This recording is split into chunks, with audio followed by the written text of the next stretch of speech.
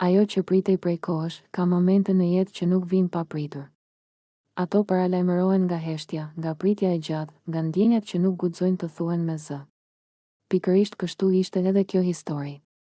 Që nga dita kur Limi hyri në shtëpinë e Big Brother Kosova, diçka ishte e shkruar, edhe pse askush nuk e pranoi hapur, Alba e ndjeu e para. Jo sepse donte, por sepse zemra e saj e njihte këtë histori. Ajo nuk e pa Limit si një banor të ri, as si pjesë të lojës. Ajo e pa si dikë që kishte qenë aty më parë, në një kohë tjetër, në një formë tjetër. Si një dashuri e vjetër që nuk kishte marrë kur fund të vërtetë, që në ditët e para. Alba kërkoi afërsinë e tij. Një përqafim i sinqert. Një shtrëngim i fortë, sikur të donte të thoshte, mos ik këtë herë. Por Limi ishte i shpërqendruar. I lodhur. I hutuar nga ritmi i lojës dhe nga nevoja për të pozicionuar shpejt, ai nuk e pa thellësinë e asaj që Alba po i ofronte. Ose ndoshta e pa dhe u friksua, aratisja nga ndjenja e vërtetë, në vend që të ndalej dhe të dëgjonte veten, Limi zgjodhi rrugën më të lehtë. U afrua me dolçen. Një afrim i shpejt, i mbushur me emocione të forta, me tension, me fjalë që dignin shpejt. Ishte ajo lloj lidhjeje që duket intensive, por që nuk ka themele, dhe pikërisht këtu ndodhi tradhtia më e madhe. Jo një tradhtie hapur, por ajo më e dhimbshmja, tradhtia ndaj asaj që e priste në heshtje. Alba nuk bërtiti. Nuk u përfshi në lojra xhelozie. Nuk kërkoi të prishte diçka që e dinte se nuk ishte e vërtetë. Ajo thjesht u tërhoq pak, duke e mbajtur dhimbjen për vete. Sepse kishte mësuar se dashuria nuk imponohet. Dashuria ose të zgjedh, ose të lë, pritja që nuk shihet, pritja e Albës ishte e gjatë dhe e vështirë. Çdo ditë ajo e shihte Limit më afër dikujt tjetër, ndërsa vetë qëndronte në heshtje. Por kjo heshtje nuk ishte bosh. Ishte e mbushur me mendime, me pyetje pa përgjigje, me ndjenja që refuzonin të shuheshin. Ajo nuk priste sepse ishte e sigurt se ai do të kthehej. Ajo priste sepse zemra e saj nuk dinte të bënte ndryshe. Sepse disa dashuri nuk ikin edhe kur lihen pas dore, ndërkohë, lidhja me dolçen filloi të tregoj çarjet e para. Ajo që kishte nisur me zjarr, filloi të digjte. Fjalët u bën më të rënda, emocionet më të paqarta, afrimi u kthye në përplasje. Dhe dalë nga dalë, gjithçka u shem, vetmia që sjell zgjimin, kur marrëdhënia u prish, Limi mbeti vetëm. Dhe për herë të parë, pa zhurmën e një lidhjeje të re, ai u përball me veten. Me zgjedhjet e tij. Me atë që kishte humbur pa e kuptuar, në vetminë e tij, Alba nuk ishte thjesht një emër. Ishte kujtim. Ishte qetësi. Ishte ajo ndjenjë që nuk e kishte lodhur kurrë. Dhe atëherë ai kuptoi se kishte ngatëruar emocionin me dashurinë, impulsin me ndjenjën e vërtetë. Kthimi që kërkon guxim, kthimi te dashuria e vjetër nuk është kurrë i lehtë. Sepse kërkon pranimin e gabimit. Dhe Limi u kthye ndryshe. Jo me vetë besimin e dikurshëm, por me përullësi. Me heshtje. Me frikë se mos ishte vonë, Alba e pa. E ndjeu. Por nuk u hodh menjëherë në krahët e tij. Ajo e la të afrohej ngadalë, sepse ajo nuk ishte më ajo që priste verbërisht. Ajo ishte më e fortë. Më e vetëdijshme, dhe kur më në fund u përqafuan, ai përqafim nuk ishte premtim. Ishte falje. Ishte pranim. Ishte fillim i ri, një fund i qetë, por i vërtetë. Lumturia e tyre nuk ishte e bujshme. Nuk ishte për kamera. Ishte e thjeshtë. E qetë.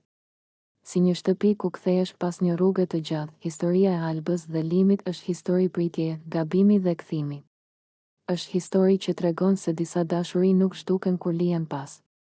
Ato thjesht presin që njeriu të rritet, dhe kur rritja ndodh, dashuria nuk ka më nevojë të luftojë. Dashuria që u anashkalua, u tradhtua dhe u rikthye, ka dashuri që nuk bëjnë zhurmë kur lindin. Nuk shpërthejnë, nuk kërkojnë vëmendje, nuk bëhen spektakël. Janë aty që në fillim të heshtura, por të qëndrueshme.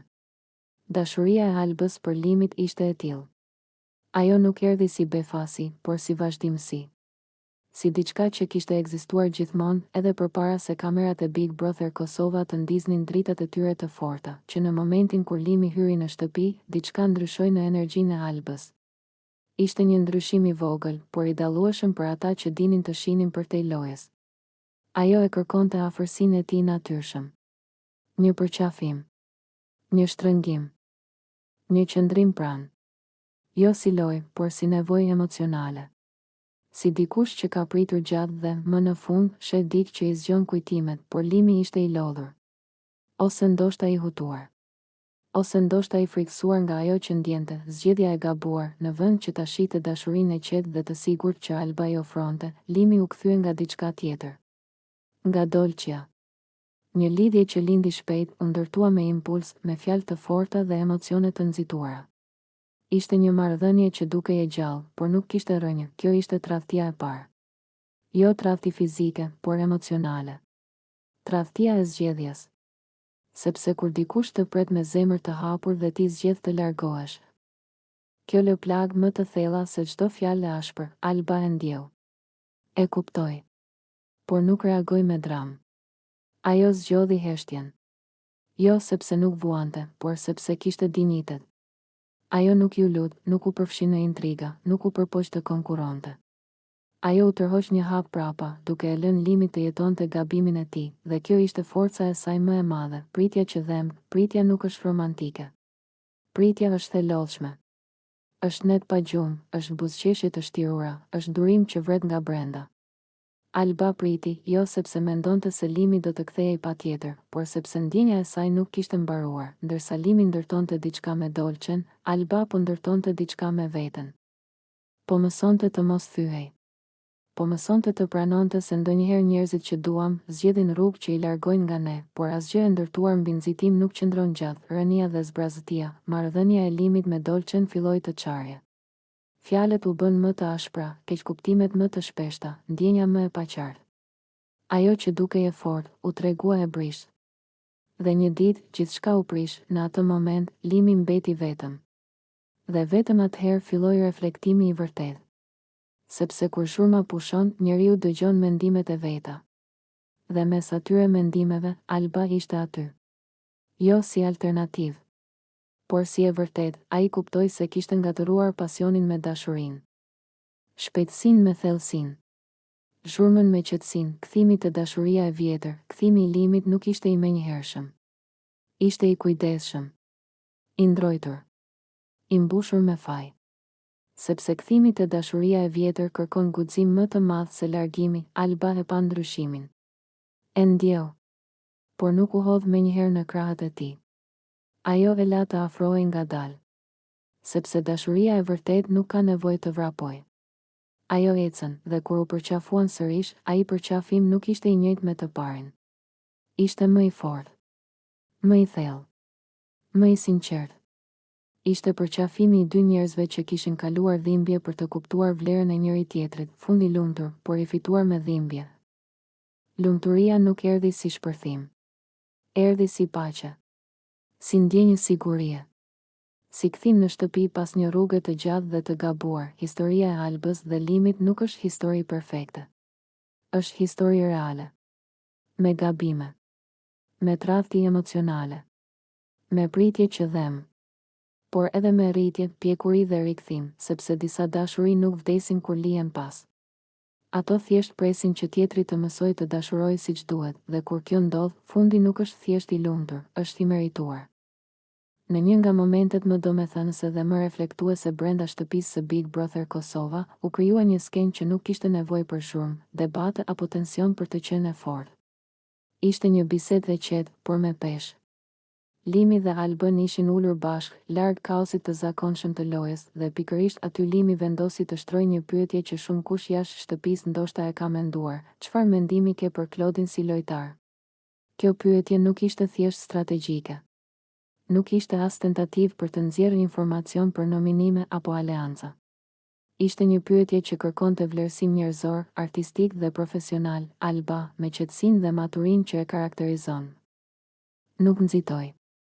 Ajo foli me bindje dhe respekt, duke e përshkruar Klodin si një artist të vërtet, aktor shumë të zotë, një njeri që nuk luan vetëm për kamerat, por që ka thellësi dhe vetdije për veten dhe profesionin e tij.